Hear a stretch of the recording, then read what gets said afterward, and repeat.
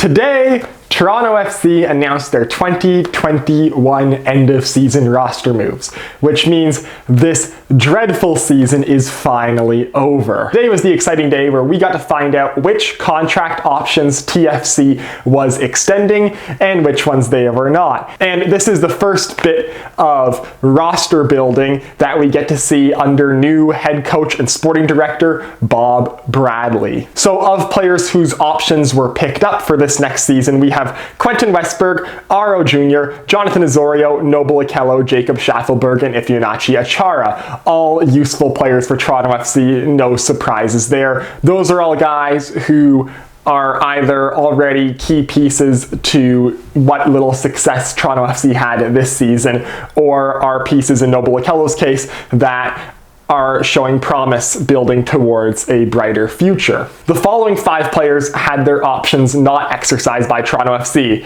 Kevin Silva, Omar Gonzalez, Eric Zavaleta, Rocco Romeo, which is a bit of a surprise, and Patrick Mullins. These guys, I think we can fairly confidently say, will not be back for Toronto FC next season. Usually if you have an option to extend a guy and then you don't extend his option, he's pretty much gone unless you sign them back for a cheaper deal, which rarely happens, but it's not unheard of. Kevin Silva was the 3rd string goalie. He never actually played for TFC, so that's not that important. They'll just have to sign a new number 3 goalie, which is easy. You can do that anywhere. Omar Gonzalez, Eric Zavaleta, Rocco Romeo. 3 center backs gone for TFC. Omar Gonzalez with his over $1 million salary. Eric Zavaleta finally seems to be departing the club. And Rocco Romeo is an interesting one because was an interesting academy guy. He's had loan stints to Denmark. He's had loan stints to the CPL. He was pretty solid with Winnipeg in the CPL this year.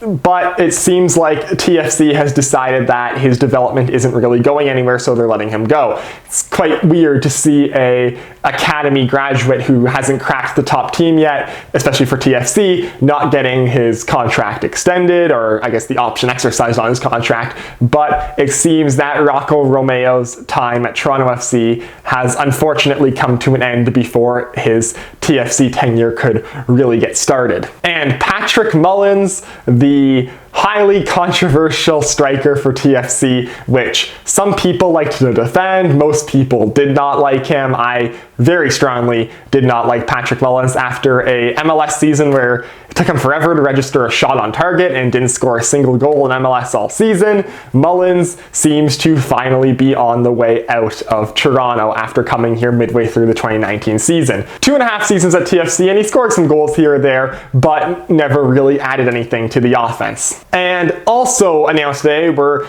players who are currently free agents and do not have contracts for next year. Those being Julian Dunn, Liam Fraser, Nick DeLeon, Subhasa Endo, Erickson Gallardo, and Ayo Akinola. Now, of those 6 names, Ayo Akinola 100% is a must re-sign for Toronto FC.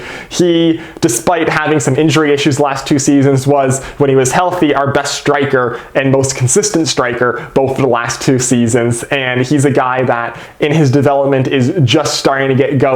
So if he can come back next season, if we can re-sign him, get him back next season, and have him play a full year of being healthy, he'll be a 10+ goal scorer in MLS easily, possibly getting up to around the 15 goal mark.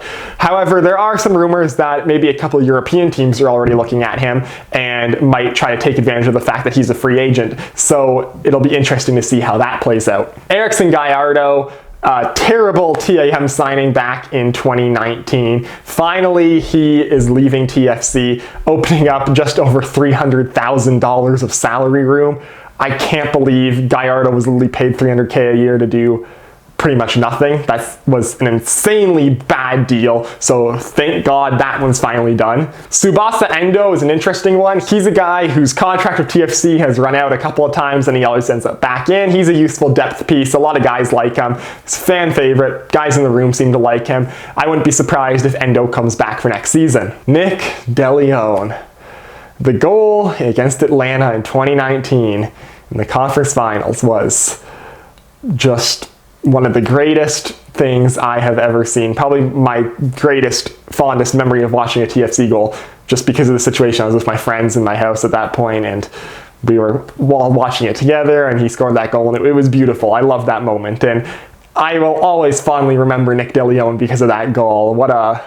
Just a guy who only scored screamers, it seemed like. And when DeLeon scored, even though that wasn't incredibly often, when he did score, usually it was an incredible goal. He said a few months ago that because of family reasons, he wouldn't be coming back to TFC. I know his family is in Phoenix, Arizona, and he was having trouble being apart from them during COVID. So him wanting to go back to the US so he has easier access to his family, that makes sense, and I wish him all the best wherever he ends up. Liam Fraser, but a couple of you forgot we still have him on the payroll.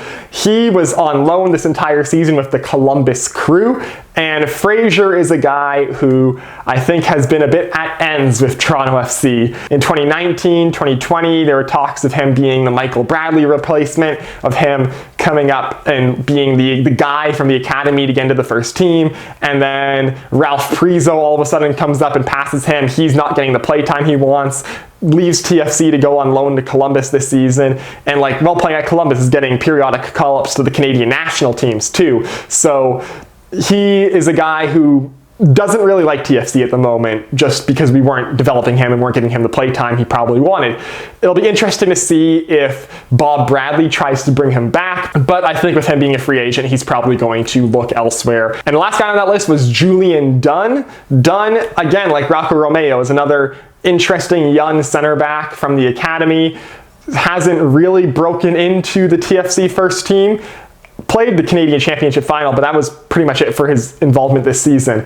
Another interesting guy where is he going to break in? Is he not going to break in? Why is Eric Zavaleta and Omar Gonzalez getting played time and time again? Why is Kamar Lawrence getting played out of position ahead of Julian Dunn? So it'll be interesting to see if Julian Dunn does in fact re-sign with Toronto FC. I'm sure he'd want a solid confirmation of playtime for the first team if he does end up coming back to TFC. So that's going to be an interesting one to watch, because he has potential to develop into a useful defensive piece for TFC, but that all hinges on whether or not he A, re-signs for Toronto FC, and B, if he does re-sign, if he actually gets significant playtime. So that is all the free agent options drama for TFC at the end of this season. 15 players remain on the roster. I'll put them on the screen. And basically, if you notice one key thing here from what most of these rules are, is the defense is going to be retooled. What these moves today mean is that now we know that the thing that we've wanted, the thing that I've been saying we need for a while, is the center backs especially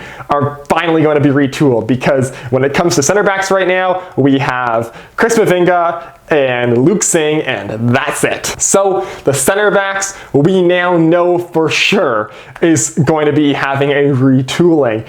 And with the players that are leaving via free agency and the players whose options weren't extended, that all adds up to about $2.5 million in salary room. So an extra $2.5 million to make changes. And in MLS, that's a lot of space to bring guys in, make some adjustments, get a couple decent, really decent players, and actually a couple TAM quality players in. So it'll be really interesting to see who TFC brings in, especially on the back end, because that seems like the area of the field that is already right off the bat going to have the most attention for Bob Bradley. You will notice that all three designated players are still on the roster right now. And of course, we've been hearing many rumors of maybe Soteldo's gone, Altidore probably is going to be bought out or traded some way. So potential to 1 or 2 DP spots opening up for TFC. Some people have talked about Pozuelo leaving,